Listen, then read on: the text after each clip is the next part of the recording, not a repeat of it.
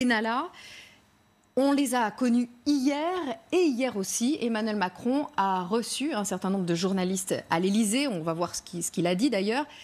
Faut-il y voir une simple coïncidence ? Ah oui, ça, je pense qu'ils avaient planifié cette communication. Mais comme, vous savez, on a fait d'autres révélations à Mediapart que je voudrais rappeler et qui m'a étonné qu'elles n'aient pas été plus commentées puisqu'elles ont été faites avec Madame Chantal Joanneau.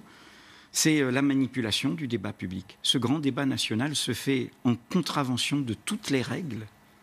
Il pose les questions et il va faire le tri des réponses. Qui finance cette campagne électorale du président et du parti présidentiel sur fonds publics jusqu'au 15 mars ? C'est-à-dire 2 mois avant les européennes. Mais c'est ce que pendant un mois, la Commission nationale du débat public, Madame Joanneau, ancien ministre de M. Sarkozy, une femme rigoureuse, avec son collectif, a résisté à l'Élysée.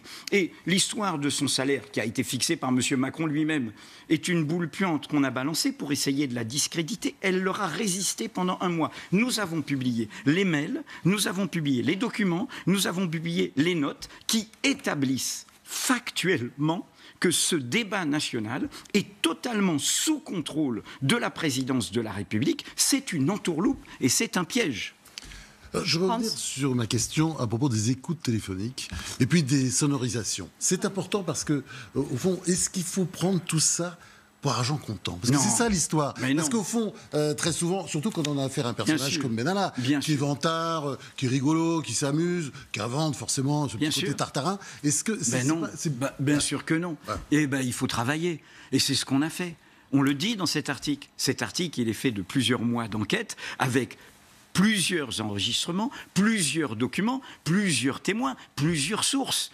Un enregistrement ne vaut pas en soi seul, comme un document ne vaut pas soi en seul. Encore une fois, une enquête, c'est un puzzle. Ce qui est bon, c'est d'avoir toutes les pièces du puzzle. Là, vous en avez plein.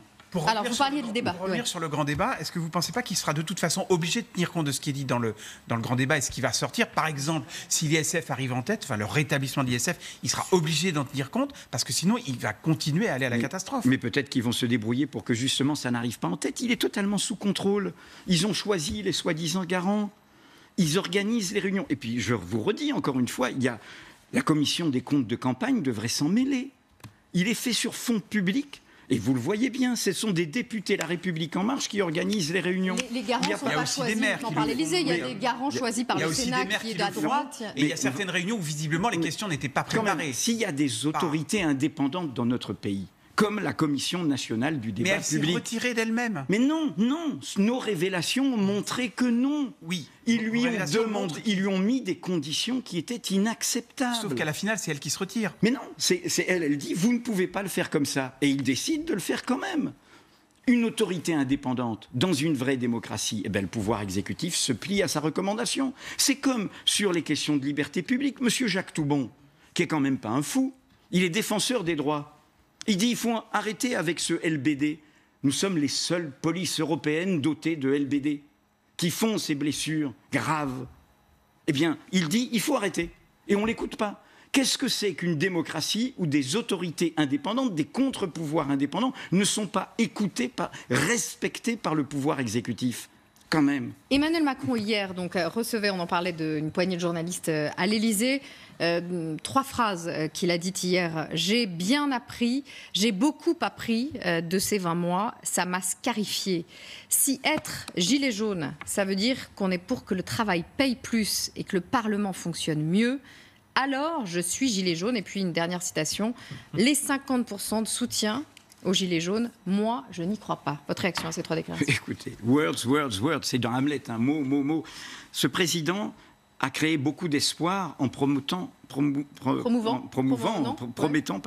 une révolution démocratique profonde. Il est rattrapé par là où il a failli, et cette interview le prouve. Encore une interview à la première personne.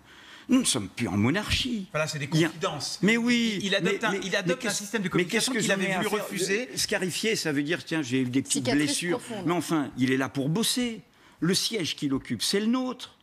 Qu'est-ce que c'est, encore une fois, et François-Olivier Gisbert, malgré nos désaccords, c'est ma cohérence là-dessus, sous tous les présidents, que ce pays où la volonté de tous est sans cesse confisquée par le pouvoir d'un seul. Quel est l'événement des Gilets jaunes? Dans leur diversité, entrepreneurs, ouvriers, travailleurs pauvres, paysans. de toute tendance. Ils sont partis de l'injustice fiscale. Mais quel est le problème qui les a réunis? C'est ce problème démocratique. Ils n'en peuvent plus de ce fonctionnement où à chaque fois, ça à gauche, à droite, dans les revendications quand même. Ça n'apparaît qu'après. La démocratie, c'est même le dernier des sujets pour eux. Le problème, c'est là. Oui, c'est quand même ceux qui reçoivent à la fin du mois. Nous n'en peuvent plus. Non, mais nous sommes entièrement d'accord. Ils sont étranglés. Mais justement, ils n'opposent pas la question sociale à la question démocratique et ils sont passés. Et ils sont passés. Non, ils l'ont lié parce qu'ils veulent être maîtres de leur destin. Et c'est pas une personne, d'où ma réaction sur ce genre d'interview. Rappelez-vous, on a fait une interview avec Jean-Jacques Bourdin où nous avons voulu casser les codes. Rappelez-vous le début. Vous accusiez le président d'avoir divisé le pays. Mais ma première question, 15 avril, je lui dis, votre mouvement, vous n'auriez pas dû l'appeler En Marche, mais En Force. Il n'a pas aimé. Et il n'a pas aimé les autres questions non plus. Et il n'a pas joué le jeu de vraiment répondre à ces questions. Mais c'est le fond de l'affaire. Il a cru qu'une fois élu, plus dans le même temps... Il paye son attitude aujourd'hui. Mais bien sûr, c'est pas seulement une histoire de petites phrases. Il accentue le caractère monarchique, confiscatoire, pour reprendre un mot de Paul Ricoeur, un philosophe avec lequel il a travaillé, confiscatoire de ce système présidentiel. C'est son erreur. C'est son erreur. Dans cette interview, il donne une sorte de définition des journalistes. Il dit ils ont contribué à déconstruire la confiance. J'aime beaucoup cette phrase parce que est-ce que c'est pas la vocation des journalistes, c'est de déconstruire? Mais c'est surtout entre nous sidérant. Et de ce point de vue, il n'a pas de leçon à donner à Jean-Luc Mélenchon, qui est dans le même registre, qui est quand même un président de la République et gardien de la Constitution. La liberté de la presse, son pluralisme, le droit de savoir des citoyens, ce sont des droits fondamentaux. La déconstruction aussi, c'est-à-dire. Bien sûr, mais c'est ce que ça veut dire. Ouais. Ça veut dire penser contre soi-même, affronter des informations qui vont vous déranger. Un président qui, alors qu'il y a eu des violences contre des journalistes, fait la pédagogie inverse, non pas de la défense de ce droit fondamental, mais au fond remet en cause ce contre-pouvoir. Vous savez, il y a une formule dans le débat anglo-saxon que j'aime beaucoup, qu'on n'entend jamais en France. A free and independent press. Une presse libre et indépendante. Vous pouvez l'entendre dans la bouche de républicains, de démocrates. Une presse libre et indépendante, c'est un pilier. C'est plus important que le droit. Votre enquête non, mais prouve bien je dis bien. Oui, parce que je conteste, c'est que nous avons un pouvoir là qui, loin de dire c'est très bien qu'on ait une presse qui fasse son travail, essaye de décrédibiliser. Mais on n'est quand même pas en dictature. Mais est-ce que je dis cela? Non, je dis cela.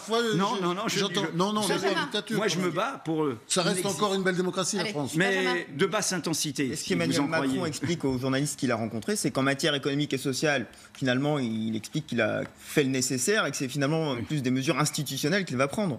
Donc ça va un peu dans votre sens. Mais de toute façon, d'abord... c'est la preuve qu'il faut parfois se révolter. L'OFCE vient de le montrer. Toutes les mesures qu'ont obtenues les Gilets jaunes, qui sont totalement contraires avec la politique économique de M. Macron, vont faire du bien à la croissance et à la consommation française. Donc, heureusement qu'il y a des gens qui se révoltent. Et enfin, heureusement qu'il y a des gens qui portent un agenda. M. Macron, il ne pensait pas à la question démocratique. La preuve, je l'ai rappelé, notre entretien du 15 avril. Eh bien, tout d'un coup, les Gilets jaunes, en prenant leur courage à deux mains, en risquant... Je rappelle le nombre de blessés graves, plus d'une centaine de blessés graves, 1000 condamnations, 5000 arrestations. Sans oublier les blessés du côté de la police, quand même. Il faut le faire aussi, parce qu'il y en a beaucoup aussi. Non, il y en a. Pas de main arrachée, pas de personnes éborgnées, autant que je sache. Des traumatismes crâniens, autant que je sache. Et en tout cas, heureusement que les réseaux sociaux sont là, que David Dufresne, notre confrère, est là, pour faire surgir cette question. Donc, qu'est-ce que c'est la leçon? Oui. Il faut aussi se révolter. Je rappelle que pour le climat, c'est très intéressant. Parce que dans toute cette séquence, n'oubliez pas non seulement M. Gérard Collomb, mais le départ de Nicolas Hulot, qui dit que la politique économique de ce gouvernement ne permet pas de combattre le réchauffement climatique. Enfin, il n'a jamais été ministre. Pendant ce moment-là, les gens qui militent sur le climat, je pense à Cyril Dion, le cinéaste, on dit les Gilets jaunes nous ont montré qu'il faut aussi pacifiquement créer un rapport de force. Il faut imposer notre agenda citoyen à ces pouvoirs. Avant que vous nous quittiez, Edoui Plenel, parlons d'un mot de Nicolas Sarkozy. Mediapart, la Cour de cassation a définitivement rejeté le recours de Nicolas Sarkozy dans l'affaire des financements libyens de la campagne de 2007. Bah oui, c'est une longue bataille qui légitime encore une fois le rôle de la presse, puisque c'est à l'origine de ces dossiers immenses qui vaut 3 mises en examen à M. Sarkozy pour financement illégal de campagne. C'est quoi le prochain épisode ? Le prochain épisode, c'est les juges d'instruction qui vont clore leur instruction et qui vont évidemment demander Ensuite, c'est le débat avec le parquet, mais un renvoi, comme dans l'affaire Big Malion, comme dans l'affaire Paul Bismuth, un renvoi en correctionnel. Je rappelle, encore une fois, financement illégal de campagne, recel de fonds publics libyens et corruption passive. Alors oui, on a mené une bataille contre M. Sarkozy et parfois certains médias, hélas, qui disaient que notre document libyen était faux. Eh bien, la justice conclut que ce n'est ni un faux matériel, ni un faux intellectuel. Merci beaucoup, Edoui Plenel. Merci d'avoir été avec nous ce matin. On se retrouve dans 2 minutes avec notre deuxième invité.